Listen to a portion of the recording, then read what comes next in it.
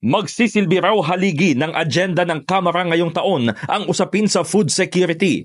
Ito ang tiniyak ni House Assistant Majority Leader Jude Asidre matapos lumabas ang isang survey ng social weather stations na nagsabing 63% ng mga Pilipino ang ikinokonsidera ang sarili bilang mahirap.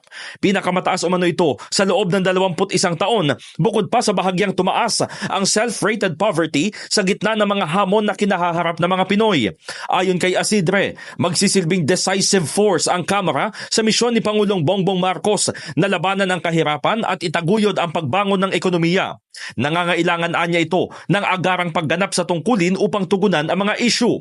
Ginarantiyan ng kongresista na ang food security ay mananatiling prioridad sa mga pagsisikap upang maibsan ang kahirapan at maiangat ang kalidad ng buhay.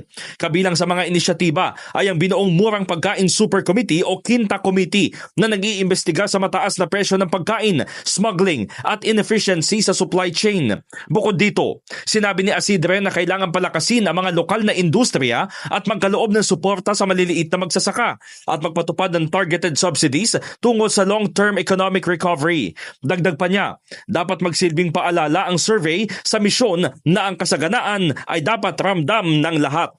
In the heart of changing lives, ito si Brigada Haji Caaminio ng 105.1 Brigada News FM Manila, The Music and News Authority.